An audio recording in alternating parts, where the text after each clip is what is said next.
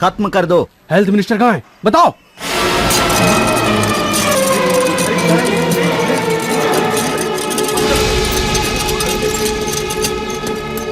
हटो हटो हटो हटो, दूर हटो।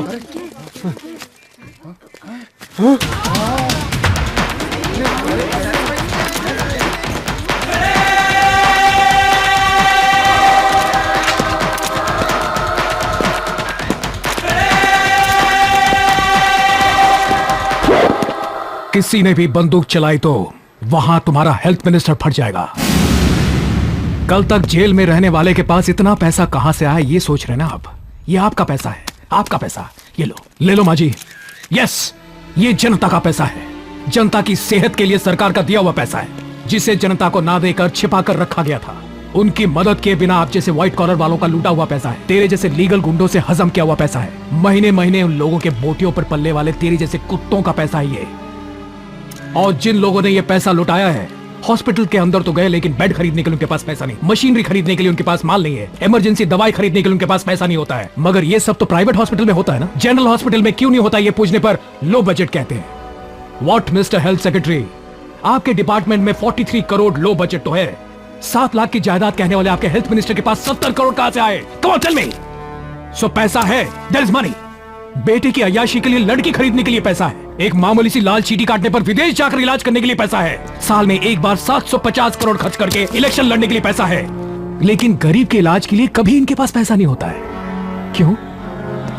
गरीब को बीमार नहीं पड़ना चाहिए, और अगर वो पड़े तो उसको मर जाना चाहिए। मतलब यहाँ गरीबों का इलाज नहीं हो रहा है क्या? यहाँ काम करने वाले सभी डॉक्टर गलत है, यही कहना चाहते हो? नहीं, आप में भी अच्छे डॉक्टर हैं, लेकिन आप अपने दिल से पूछिए, are all of you genuine?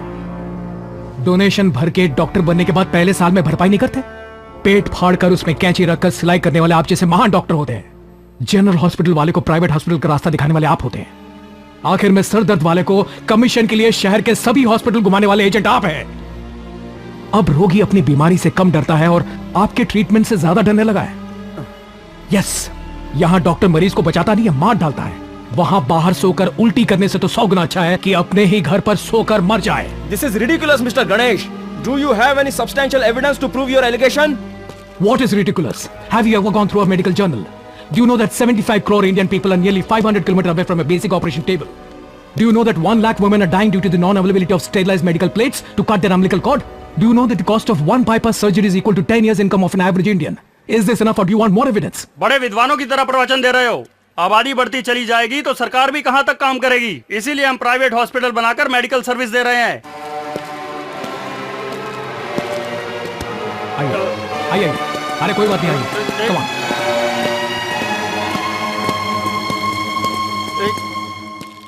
ये कौन है आप जानते हैं? Doctor Rajgopal, MBBS FRCS। इसी सिटी में मेन सेंटर में एक बड़ा सा हॉस्पिटल बनाया इन्होंने। 7 फ्लोर की बिल्डिंग है, सेंट्रलाइज्ड AC, लेटेस्ट इक्विपमेंट। हर साल एक ब्रांच ओपन करके सर्विस देते हैं ये। लेकिन 2.5 लाख के बिना अगर कोई हॉस्पिटल में आता है तो उसको धक्के मारकर निकाल देते हैं ये। Mister Ganesh, keep quiet doctor Rajgopal. आरोग्य को बेचना आपके डिक्शनरी में सर्विस कहते हैं। शर्म नहीं आती? असल में ये सफेद कोट तेरे बदन में कैसे आई तूने सोचा है? इसके लिए MBBS की पढ़ाई की थी। किसके बाप के पैसे से पढ़ा है तूने? ऐसे एक डॉक्टर को तैयार करने के लिए सरकार को 12 लाख का खर्चा आता है। ये 12 लाख किसके? मेहनत मजदूरी करने वाले गरीबों के हैं, नौकरी कर पेट भरने वाले मिडिल क्लास लोगों के। ईमानदारी से कमा के उन पैसों से नमक, दाल, लहसुन खरीदते हैं। ऐसे खरीदे हुए चीजों पर टैक्स लगाती है सरकार। उस टैक्स में से 12 लाख रुपए सरकार एक आदमी पर खर्च करती है। ये देखिए, और ये भाई साहब डॉक्टर बन गए। अगर तू ये भूल गया तो लाल खून को सफेद दूध बनाकर पिलाने वाली तेरी माँ को तो भूल गया। बता, हमारे नेताजी कहाँ हैं? किसने आवाज दी? कौन है तेरा बाप? है? बटन के शर्ट पर ढंग से बटन नहीं है, पहनी हुई धोती भी तेरी साफ नहीं है। तुझे देखकर लगता है कि अपने नेता के लिए जिंदाबाद जिंदाबाद बोलने वाला मरीज है तू बीमार पड़ा तो तेरा नेता तुझे प्राइवेट हॉस्पिटल में भर्ती नहीं करेगा, यही डालेगा जनरल हॉस्पिटल में। इलेक्शन में हाथ में झंडा, जेब में 100 रुपए डालकर जीत कर तुझे भूल जाने वाला और कोई नहीं, तेरा नेता है। कब सुधरोगे तुम लोग? हाँ, कब सुधरोगे? ये कभी नहीं सुधरेंगे गणेश, इस जन्म में नहीं सुधरेंगे। इनसे तो अच्छे म्युनिसिपालिटी के कुत्ते हैं, थूकने का दिल करता है इनके मुंह पे। तेरी बात सच है गणेश, बिल्कुल सच है। ये हॉस्पिटल किसी काम का नहीं है, कितने लोगों की जिंदगी बर्बाद कर दी है। इन्हें आंखों से देखा है बेटा। देख, इस बच्चे को देख, इसके बाप को कितनी नहीं कह के मार दिया, इसके माँ को भी मार दिया, इसे अनाथ बना दिया है, इसे अनाथ बना दिया है। अब इसका क्या होगा गणेश? दुखी मत हो माँ जी। इस अस्पताल ने मुझे भी अनाथ कर दिया है। सरकारी अस्पताल में गरीब की जान की कोई कीमत नहीं है। आज इसलिए मैं अनाथ हूं। प्राइवेट हॉस्पिटल में पिताजी की जान बचाने की कोशिश में मेरी बहन ने अपनी जान दे दी। इस सिस्टम को बदलने की कोशिश में मेरे दोस्त ने अपने पैर गंवा दिए। देखो गणेश, मैं मानता हूँ तुम्हारी सारी बातें सच हैं। ये सच है कि आज बहुत सारे लोग अपना फर्ज भूल चुके हैं। जनता का विश्वास जीतने के लिए अब तुम ही बताओ कि हमें क्या करना चाहिए। जनता का विश्वास जीतने के लिए काम करना होगा, करेंगे? तुम बोलो तो सही। अगर आपके परिवार में कोई बीमार पड़े तो उसको यहीं पे भर्ती करना होगा, करेंगे आप? आपको तो सिर्फ ये सोच के डर लग रहा है, और ये तो मेरे साथ हुआ है। हम हॉस्पिटल समझकर नहीं आते, मंदिर समझकर आते हैं। आप लोगों को केवल डॉक्टर नहीं समझते, देवता समझते हैं। और आप लोग हमारे साथ कैसा व्यवहार करते हैं? पशुओं की तरह व्यवहार करते हैं आप। हर बात पे हम सभी आपके पैरों पर गिड़गिड़ाते हैं और आप हमारे साथ विश्वासघात करते हैं। तो आप ही बताइए हमें क्या करना चाहिए गणेश? इसका समाधान क्या है? आखिर इस समस्या का एक ही हल है क्या? रिवेंज? नहीं, realisation. Realisation at all levels. एक चीज आप लोग हमेशा याद रखिएगा, जो मेरे साथ हुआ है वो आपके साथ ना हो। पैसे ना होने की वजह से किसी की जान ना जाए और किसी का परिवार ना बिखरे। हमारे देश में डॉक्टर लोगों ने कई बार स्ट्राइक किया है और हर बार अपने फायदे के लिए ही किया है। हॉस्पिटल फैसिलिटीज इंप्रूव करने के लिए कभी किया है? आज से आप सभी लोग सच्चाई और ईमानदारी से काम कीजिए, लोगों का भला कीजिए। हर आदमी का बस एक ही सपना होता है कि वो हमेशा सेहतमंद रहे। चपरासी से लेकर डॉक्टर तक रिश्वत लेना बंद कर दे। क्या आपके पास पैसा नहीं है इसलिए रिश्वत मांग रहे हैं आप लोग? वो लोग तो आपसे भी गरीब हैं, आप उनको लूटना चाहते हैं। गरीबों के खून चूसने वाले हर उस नेता से मैं पूछना चाहता हूं, मनी की दुनिया से मानवता की दुनिया में आइए। अपने रिश्वत के पैसे से अगर थोड़ा भी खर्च करो तो हर गांव में एक जनरल हॉस्पिटल होना साकार हो सकता है। इतने दिन हमारे पेट पे उन्होंने लात मारा, हम चुप रहे। हमारा हक छीन लिया, हम चुप रहे।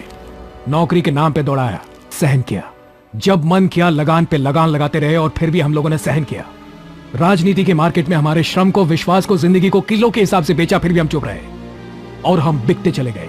जात के नाम पे हमें लड़ा दिया, तहलका मचा दिया। हम आपस में लड़ मरे, लेकिन आपको हमेशा सराखों पर बिठाया।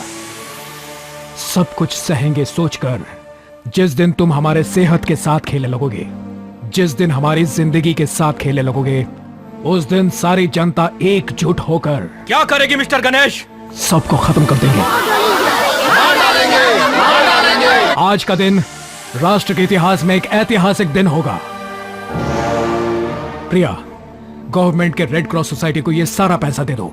जनता का पैसा जनता को मिलना चाहिए। ओके। आज से जनता का ये पैसा जनता पर ही खर्च होगा।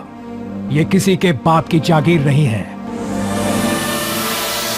जो भी हमारे जान के साथ सौदा करेगा वो खुद जिंदा नहीं बचेगा। मतलब मालिक को मार दिया क्या? नहीं, अभी तक बचा है, इसी अस्पताल में है वो।